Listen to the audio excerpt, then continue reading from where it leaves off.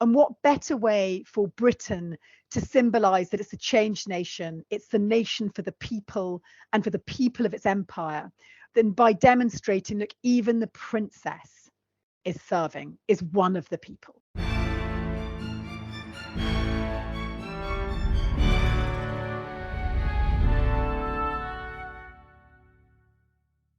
Hello and welcome to the Aspects of History podcast.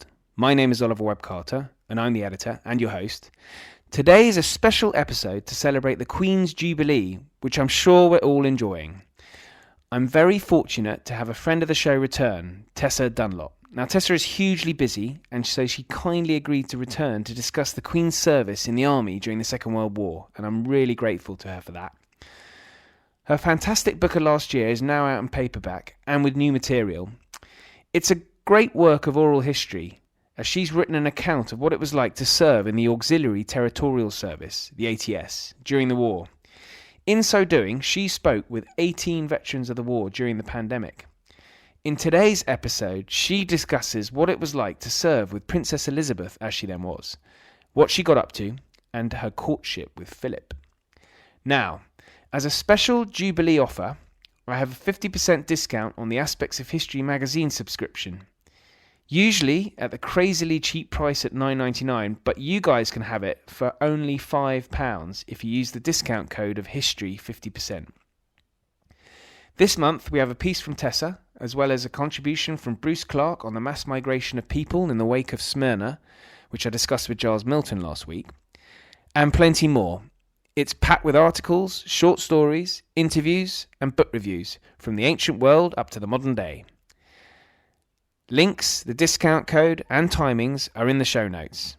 Finally, if you can subscribe or even give me a nice review, I'll be forever grateful. I hope you enjoy my chat with Tessa on the Queen in the ATS during the war.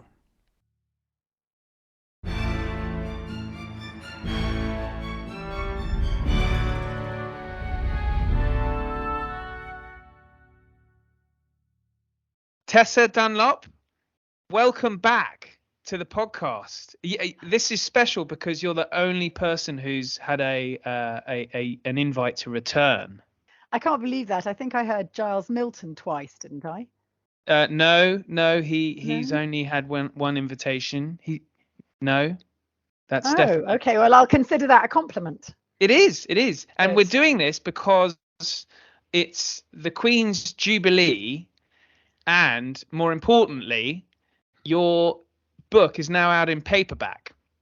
It is, with additional regal material celebrating the Jubilee, marking the Jubilee, I should really say. And in fact, Daphne Attridge, who served in the female army, same service as Her Majesty the Queen, and who led the opening of the hardback, rang me from her care home and said, I've got, age 98, I've got a copy of the paperback. You've changed it. And I said, yes, that's right, for the Jubilee. She said, I'm no longer at the start. And she was extremely miffed. She had been bumped from the start of the book by Her Majesty the Queen, and she didn't like that. So I have to watch my P's and Q's with Daphne. Well, Daphne's one of my favourites, so I'm upset that you've upset her. But it's interesting. There is a real pecking order. I've just come off Sky News, actually, where I was commentating on the state opening of Parliament, because, of course, the Queen has missed it for the first time in nearly 60 years. It's not unprecedented because, of course, George the Sixth, her father, missed it once due to ill health, and her grandfather, George the Fifth, missed it twice. But there was a lot of focus on her, and this is quite sudden and the family will be shocked. And I think that's bunkum, actually. Anyone who knows women or men, indeed, who are over 95, nothing can be taken for granted. I work extensively with women who are all actually older than the Queen, interestingly, sometimes only just. Barbara's 9 months older. She's very proud of that. And when I book an event, I always caveat it with, look, these women may not be able to turn up. And I try and book more than one of them for any public event I do, if they're able to come, because so often they are, incapacitated on the day. And that's called being extremely old. And I think we have unrealistic expectations of our monarch, to be honest, in that context. And in some ways, because she's a very proud woman, and I think she feels that, she's an institution as well as an individual, she doesn't want to sort of have the undignified trappings of extreme old age, like a Zimmer frame. Because Barbara's like, why didn't she use a walking frame? She could scoot up and down the corridors of the palace. And I'm like, yeah, but it's not so regal, is it? Where's she going to put the scepter? Or, like, so I think there's, she's having to get used to it herself, isn't she, the Queen? She is. Now, we should probably just explain to there's probably one or two listeners who didn't hear your first podcast. But we should just explain. Well, you've only got one or two new listeners since that time, Ollie. I think you need to try harder. No, they'll all have listened back, but maybe one or two neglected the Tessa Dunlop episode. That's what I was driving at. We've got millions of listeners. Fastest growing podcast. I've got a friend who said my podcast is the fastest growing podcast in Britain. And I said, on what basis do you say that? And he said, well, it's impossible to prove. So you should start saying it. Music to my ears, Tessa. Yeah. So your book is an account of 17 veterans. Now the paperback, I think, has got a hot new signing in Gwen. Is that correct? Have you not got a copy of the paperback yet? I've got it on PDF. That's a fail. I haven't received the paperback. That's a publisher's fail, isn't it? I'll just go and chase you, Emily. Where were you when we needed you most? Indeed, yeah, because one of the things that happens when you write about an historic service like the ATS, which was the largest female service during World War II. It was the sort of female army, and it had up to 300,000 recruits, some voluntary, most conscripted. You get a lot of their relatives in the wake of publication contacting you and sort of saying, why didn't you use my mum? And I'm like, well, I had absolutely no idea she existed. With data protection and, of course, old people invariably not being on social media, they're very hard to find. It was one of the great challenges of writing the book. And I had about 100 of these emails. It's deluge. I needed a PA. I needed some of the Queen's infrastructure to help me deal with it. And they were sort of miffed. I felt they weren't even going to buy the book. They were so angry their granny wasn't in it, But anyway, one of them, very sweet actually, Maggie, got in contact and said, oh, my mum would have loved to have talked to you. And so I emailed her back along with another 100 because I made a documentary for the BBC. It's not been aired yet for various reasons, a radio documentary specifically about the Queen's service, because in the book there's a chapter dedicated to Barbara, who trained at the same place. I call her the Queen. She was obviously HRH Elizabeth back in the day, who trained at the same place as Elizabeth in the Motor Transport Centre in Camberley. And therefore I focused on, that relationship between the heir to the throne and female military service at the end of the war. But I didn't have anyone who trained alongside her. So that's what I was looking for to do this BBC documentary. And I sent out 100 emails to every one of these disgruntled relatives who wanted to know whether. And I said, look, did your mother come across the Queen? Did she train with her? And to my utter astonishment, after I had 99 no's, I got yes. Gwen, my mum, trained at Camberley at the same time as Her Royal Highness. So I was like out of the traps. And then, of course, Gwen got ill because she's 98, as you do get ill, as discussed, when you're over 95. And so then I had to wait. I was like praying for survival more fervently than we do sometimes, I think, for our own monarch. She pulled through, and I went to see Gwen. I went to interview her. And she had some she's a little bit, memory becomes a little faded in great old age, but she had some very distinct, clear memories she repeated on a loop about the young princess. Interestingly, Gwen had been in the service for a couple of years before she was sent to Camberley to train in this motor transport corps, where they learnt the maintenance, how to maintain a military vehicle and also how to drive one. And there she met the princess, and I had some vivid recollections. One was that she was particularly shy and reticent about putting herself forward. And it's worth remembering that prior to the Queen or the princess joining the ATS, she'd been pretty much holed up in Windsor Castle on her own, excluding, of course, her little sister Margaret Rose. Well, any big sister will tell you they don't count, do they? Little younger siblings, especially when you're sort of 17, 18 and champing at the bit to be allowed to have your part in this so-called People's War. And interestingly, I found the paper trail, which was at the National Army Museum. They gave me access to their extraordinary archive. All the Queen's military archive is there. And you saw this sort of toing and froing between the ATS and Buckingham Palace. There's tension, if you like, around the idea of the princess partaking in the war, but that being countered by concerns around her safety and also about her exceptionalism, because she's going to be one day our monarch. And we should caveat that with the reluctance of her father, George VI, reluctance about her partaking in what he considered, unnecessary military conduct. He didn't believe in women in uniform. And in fact, when Crawfie, the Queen's or the Princess's nanny, said she wanted to join the Wrens, as most girls did, he said, don't be so ridiculous. You'll just be asked to serve some grumpy old admiral his breakfast. So Crawfie stayed put. And so did the Princess, but she carried on pushing and pushing. And by the end of 1944, when the ATS was looking to expand again, interestingly enough, although war was drawn to a close because we needed auxiliary support, controversially, overseas for our allied army in Europe. And a lot of parents were very reluctant about sending their daughters or permitting their daughters to go overseas. Eventually, those girls, in fact, had to be drafted in February 1945 to make sure there was enough of them. So a sort of PR sheen was the inclusion of the Princess in the ATS. So she finally gets her way, and then lo and behold contracts mumps, so has to wait another week or two before she can finally arrive, of course, at the same place as Gwen. The other thing, though, Gwen remembers is that while they were, I knew this anyway, in fact, because Barbara told me, it's quite well known that the Princess never stayed in barracks, which was one of the sort of defining points or moments in most young girls and most young boys' lives. You know, this communal living. Previously, they'd been shored up in the sort of domestic arena. And so she really missed out. You get the sense, Gwen remembers the sort of sweeping up the drive in the morning and the evening of the royal vehicles, the bottle green, were they military? I think there might be military vehicles, actually, because I know that the Princess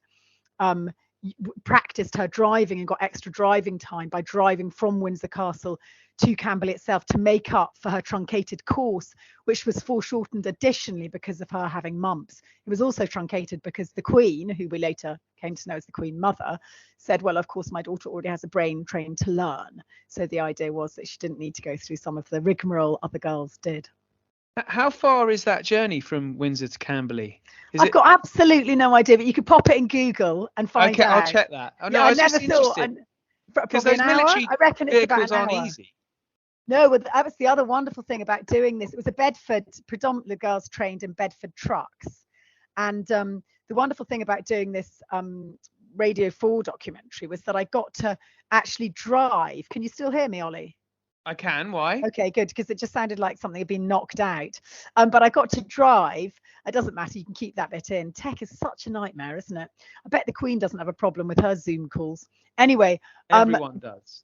Everyone does. That's good to know. So I got to drive an original model Bedford 1500, and it was an absolute nightmare. I drove it in February. It's quite a nice balmy February day, but I tell you what, they're very exposed.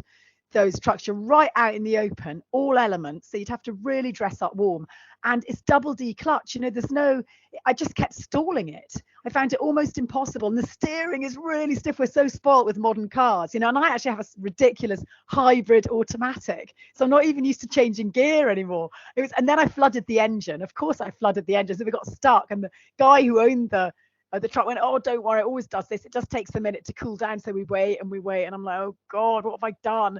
You know, and it's his lifetime's hobby, maintaining this Bedford truck. It was down in Romney Marsh, actually. And eventually we fired it back up. But he insisted on driving it back to base himself. Obviously, he decided that he'd had enough of me, you know, damaging his ancient gearbox. So it's I'm not going to comment about that. But you got to remember that when these girls were training, they also were trained in the maintenance of the vehicle. That was a big part of it. And the other thing that Gwen remembers in this time of being alongside HRH, that there would be press visits. And I think most of us have seen those photographs of Elizabeth, you know, tinkering with spanners and working under the bonnet of an army truck. And Gwen recalls that while she was quite reticent and shy around her peers, because of course she wasn't really used to being among her peers, she'd been, as mentioned, tucked away in a castle, she was very sort of a fay with the press. So while all the other girls were sort of giggling and getting used to the idea of bobbing in front of the visiting king and queen for this, you know, press moment, and Margaret turned up as well, actually, the Queen was like totally cool with it, because she's obviously, she's princess, was totally cool with it, because like she was like, she knew what she was doing in that context, didn't she? So I was reading about this because it's quite funny. She's dismantling the engine in front of her proud dad, but George VI, And then doesn't he sort of start interfering and messing the whole thing up? Yeah, I think he nips off the defibrillator. Or, no, the defibrillator is something somebody uses for a heart. I can't remember my mechanical technology carburetor or something. I don't know. Something like that's it. Yeah, I need to go to that. I should have read that chapter again since before I came on. But yeah, he nips off one of the ends, I think. So that. But it was very frustrating, I think, for Elizabeth. She was apparently peaked at the time because they go through these tests. You have to take apart an engine and put it back together again. And they all have a ground chute. And they take all the fan belt and everything is placed out in front of them and then have to put it back. And actually, if you've got your dad interfering, it's just, oh, do you know what, mate? But that happened, and he obviously found it very amusing. And you're aware, and when I was looking at the paperwork that shuffled between the service and the palace in comparison with what was involved for getting other girls into the service, literally shoehorning them in so long as they passed the medical and didn't have too many nits, in they went. It's quite extraordinary the control other people had over the princess's life. She was like a pawn in a big PR game, really, a sort of tussle between the ATS and Buckingham Palace. And what called it, because I mentioned the King was reluctant about his daughter going into uniform, was the cabinet, wanting it. So in the end, but it's a very, very brief moment where she gets to be alongside her peers. And as mentioned, it's not entirely the same. She doesn't do gas training. She doesn't do the dreaded physical education that they're forced to do in the horrible little slug-coloured shorts, and it would hardly be dignified, would it, for a future monarch? And she's roars in and out in a vehicle back to Windsor. She also eats separately because she's immediately promoted onto. So 15 miles, by the way. Sorry to interrupt. 15.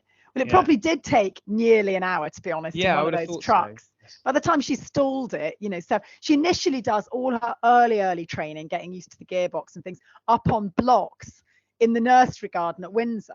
So the very early training, which the other girls would have done at Camberley, she does separately in Windsor, and she's given the very best trainer, in the opinion of the ATS, the very best driving instructor. And then they come in to do this final bit in the sort of teamwork.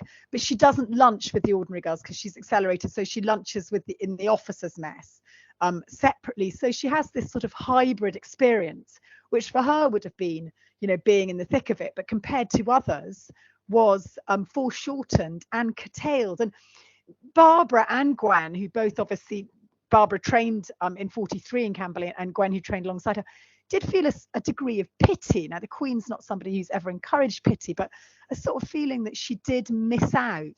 And I definitely, working with all these women, it was a hugely formative, important part of their life. Yeah, we know all the sexism that was inherent in their role and how they were non-combatants and they weren't paid the same, but they were the product of a very traditional society, and they just grabbed with both arms onto what was available, not what wasn't, if that makes sense. And they absolutely loved it and felt that, retrospectively in deep old age, this was something that had been proved personally transformative, even if there wasn't a big sort of feminist watershed at the end of World War II, far from it, in fact. But the Queen missed out on that. Our future Queen, she's had a very short experience, just as George VI wanted, ticks the box, can say she served, but doesn't actually, have to do much more than that, because the end of the war strategically, I mean, by Christmas, when this whole conversation begins, they know the war's going to end any moment. She's given an honorary promotion to junior commander by the July of 1945. And symbolically, I've just been watching, as I said, that state opening of Parliament. I mean, it's so important, all the symbolism. That's what the monarchy's about. It's not really about the individual.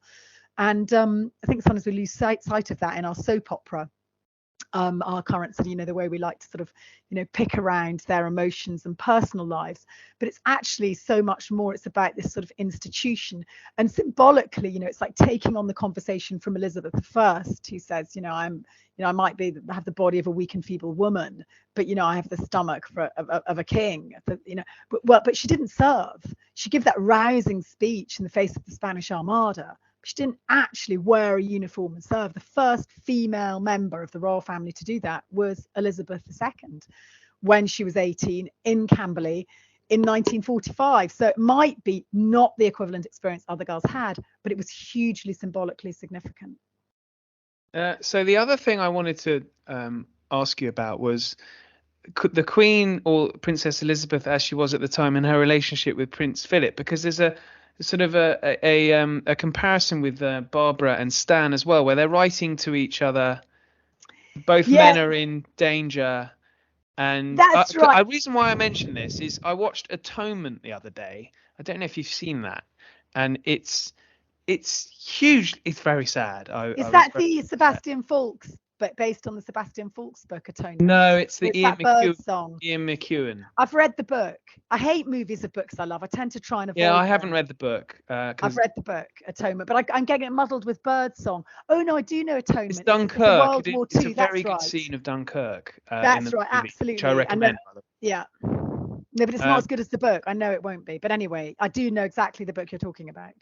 I've read Ian McEwan, so don't worry. You're culturally inferior to me, Ollie. What can you do about it? Well, I've read some of his before, and I don't think they're very good, actually. But anyway, the film. No, keep that bit. Don't cut it. If you cut that bit, you're less of a podcaster than I thought you were. You got to keep those chewy bits in, Ollie, to keep your listeners fascinated, to develop opinions about contributors and about you. They may dislike me, but it might not mean that they stop listening. Well, I think it's a very good story, Atonement. So I'll give him points for that. But I've read a couple of his novels before, and I find his female characters a bit rubbish. Okay. But what do I know? What do you know? That doesn't surprise me. It's Ian McEwan. But you were going to make a point.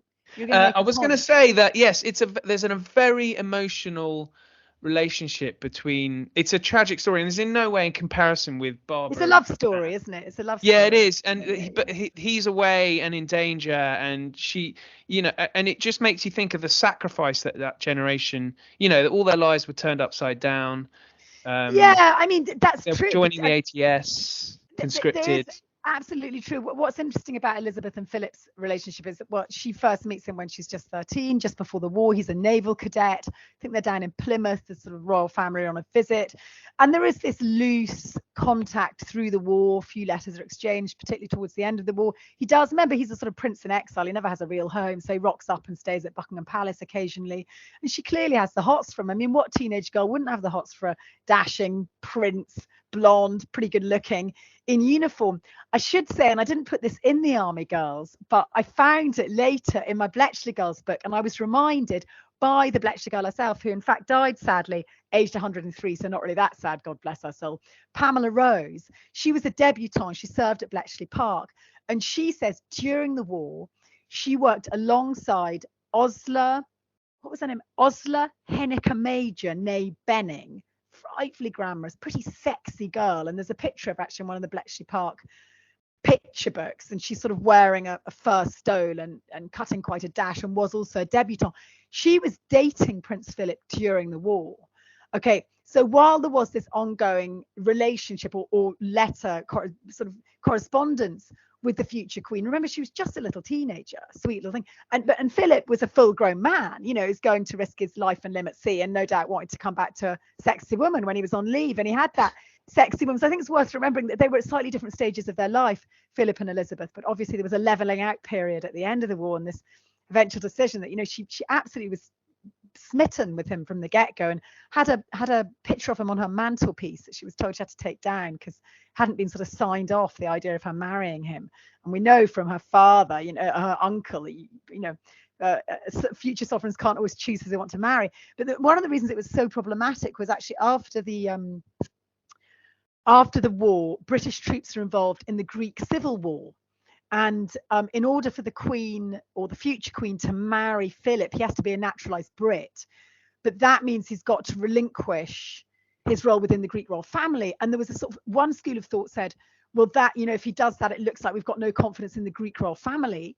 And on the other hand, it looked like they were supporting the family by supporting Philip. And it was decided this would have to wait, this decision as to what to do, until after the Greek royal plebiscite in 46. And even then, after his naturalization, I think, had taken place, there was a feeling there still had to be more waiting because it might be seen as a vote of no confidence in the Greek royal family.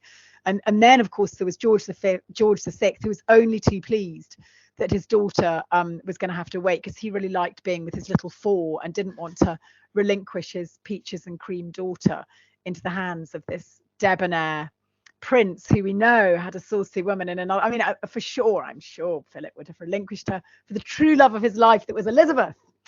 But let's not pretend, he was innocence personified, because he wasn't. I had no idea about any of that. Is it in The Crown, the TV show? No, it's in my book, The Bletchley Girls. Ah. It's not in The Crown. I'll put that link in as well. I'm a proper historian, Ollie. I know. My stuff from The Crown. I get it from living relics. Otherwise, I wasn't suggesting you were using The Crown as your source material. First of all, dear listener, we've had The Atonement. I watched the film Blunder, which Ollie's going to have to keep in now, because I'm going to keep mentioning it, so it'll just be an edit nightmare. And now, secondly, we've had you referring to comparing my historical empirical research with The Crown. Forsooth, dear Lord. Oh dear. Right, now, we also have just had an anniversary, because we're speaking just before the Jubilee, but this is what this podcast is about. But we've just had VE Day, and Princess Elizabeth, as she then was bugging her dad to get out of the being on the balcony and go down and celebrate with all the people down below. In fact, it was a great joy when you follow. So there's 17 women in the Army Girls, and I learned from writing 2 other oral history books. By the way, one of the things that really annoys me the most, and I'm sure most writers have this, is the book you feel is your best is always the one that sells the least, because it doesn't have the popular hook. So I think in many ways my best book is Century Girls, but because it isn't tied to World War II nostalgia in the same way, it doesn't sell as much. But I kind of got the hang of how to follow women's narratives, personal narratives, without the reader becoming confused, which I think happens occasionally in Bletchley Girls. By the time I reach Army Girls, I know that some of them are going to be supporting characters and others I'm going to major on or focus a full chapter on. And one of the problems is with this is you're fitting these individual stories into an overarching narrative, which is the war, basically. And Joyce is a great character, also a driver, but in fact a fanny, a first aid nursing yeomanry. And I knew she had this wonderful story about being, down below the palace, doing the Lambeth Walk, waltzing along Piccadilly, climbing lampposts, having a hoolie on VE Day and seeing the princess in her uniform on the balcony. But I couldn't wedge it into the narrative, because in the Army Girls, by the time I got to VE Day, I was out in Italy and kind of following other women. So by coming back for this Jubilee edition, I'm able to put Joyce's kind of moment into the preface. And it's a reminder of, again, the symbolism of that princess. Yeah, she didn't fight per se. She served. She wore the khaki uniform. And this is about, by this stage, winning the peace. And what better way for Britain to symbolize that it's a changed nation, it's the nation for the people and for the people of its empire, by demonstrating, look, even the princess is one of the people. We know she's not, but there is that wonderful tension between the symbolism and the reality, and she absolutely encapsulates that. And what's interesting is I talked about a lot of my old women getting a bit miffed because the Queen gets all the attention, but they're also really pleased that for the last 70 plus years she's represented them and their unsung story. She ties us back to the Blitz. She ties us back to Churchill. She ties us back to female service in a way that nobody else could. And because she's gone on for as long as they have, it's given them a great sort of fillip in later life. Great. Absolutely. Well, Tessa, thank you very much for this. It's been fantastic. Can you hear? Because I've got this on other podcasts, Ollie, you get sent things like swanky headsets. We'll know when the Aspects of History podcast is really successful, because you'll start sending us headsets with inbuilt microphones. To my astonishment, I did one yesterday. It's presented by that Alistair McGann. Obviously, he didn't ask me the questions, and Minion asked me the questions. And I hope she won't mind being called that. But you know what I mean? Rather than the presenter coming in to present, somebody else was piloted in. And I was really enjoying this headset, thinking, it's going to be, a hardship to send it back. And they said, oh, no, you can keep it. Like, yeah, they don't want it back because it'll have earwax and stuff in it. They don't want to share that. Well, I've done one for the History the BBC History magazine, and they sent me a microphone, and I had to post that back. And I was very sad to let that go. Yeah, that felt like a loss. I will definitely cut the bit about Aspects of History not sending No, you won't. If any of this is cut, I'm never coming back on your show. I've given you tidbits on Prince Philip's former love life. God bless his soul. And also, if you're going to tell everyone that I trained, the beginning of the podcast, you'll notice an incredible improvement in Ollie's performance because I told him he had to start scripting what he writes. What kind of broadcaster gets away with ad-libbing unless they're Piers Morgan? And look what his Times TV's doing at the moment. And I bet it's scripted anyway. Anyway, that's my piece for the day. Any other thoughts before we sign off? Oh, Army Girls. Let's just tell everyone. Yeah, it's the new paperback, new material. We have an 18th veteran. And an 18th veteran, and also I'm just going to say this, there is, and a lot of, I think the people who listen to a podcast will understand this, the compromises of working with commercial publishers means that you have to use things like the word girls in a title because you're aiming for a certain your biggest market is a nostalgia market. But actually, the book is brilliantly written despite that title, isn't it, Ollie? Absolutely. Yeah. I've read it twice almost now. It's twice. You see, he knows it off by heart. It's a bit like the scripts at the beginning of his podcast. Can't believe I've just said my own book is brilliant. But, if nobody else says it, you've got to say it for yourself, don't you? Really? It is. It was one of my picks of 2021. It was. It was the feminine touch of Aspects of History magazine. How many female members do you have now? Am I the token girl? We've just signed 3 more. Wow. Okay, great. We're doing very well. They are doing well. Okay, well, I shall leave you in your bastion of masculinity. You've got I see a dark green walls. It looks very regal and pictures of men on horseback. So I shall leave you with that backdrop. It's a pity this isn't television, really. And see you soon, Ollie. Thank you very much. Right. So to celebrate the Queen's military service, you can enjoy a big 50% discount, as I mentioned at the start. Have a look at the show notes, where you'll also find a link to Tessa's book. Coming up, we have Gavin Mortimer. He's the biographer of the so-called founder of the SAS, David Stirling. And our chat is very interesting as Gavin explodes some myths. We also have Damian Lewis coming on soon to talk about the amazing story of Josephine Baker, the African-American actress and French resistance agent. If you can subscribe or give me a nice review, I'd be so happy.